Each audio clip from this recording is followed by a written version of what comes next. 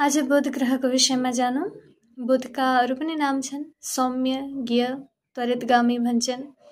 भगवान विष्णु यो ग्रहका देवता हुन् र यो ग्रहको रङ हो हरियो।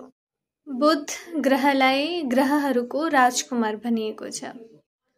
बुद्धि, वाणी, गणित, विश्लेषण, व्यापार इत्यादिको कारक हो बुध ग्रह। कुण्डलीमा बुध ग्रह शुभ हुँदाखेरि व्यक्ति बुद्धिमान हुन्छ, तर्कशील हुन्छ र गणनाशील, राम्रो गणित हुन्छ उसको, व्यापारमा राम्रो हुन्छ, राम्रो वक्ता हुन्छ, संवादमा राम्रो हुन्छ, वाणीमा मधुरता हुन्छ। अशुभ बुध हुँदाखेरि व्यक्ति अत्यन्तै चञ्चल स्वभावको हुन्छ र तर्क वितर्क प्रिय हुन्छ। जेही कुरामा पनि तर्क गर्ने, आफ्नो कुरालाई सिद्ध गर्ने प्रकारको हुन्छ।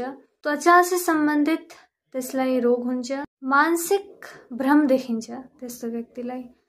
तो व्यक्ति आफ्नै दुनियाँमा हराएको हुन्छ एक प्रकारले, यदि बुध अशुभ छ भने। हाम्रो शरीरमा मुख्य रूप से त्वचा र नर्भस सिस्टम र जिब्राको कारक हो बुध।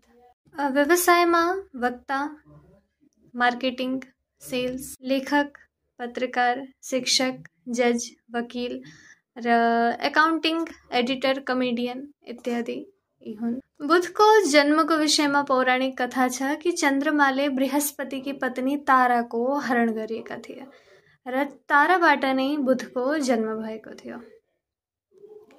र बुधलाई नपुंसक ग्रह भनेको छ, न त स्त्री हुन् न पुरुष हुन्। बुध ग्रहका उपाय हुन् बुधबारको व्रत राख्ने, गौमातालाई हरियो घाँस दिने, हरा वस्त्र धारण गर्ने, गणेशजीको पूजा गर्ने र मुङ दालको दान गर्ने।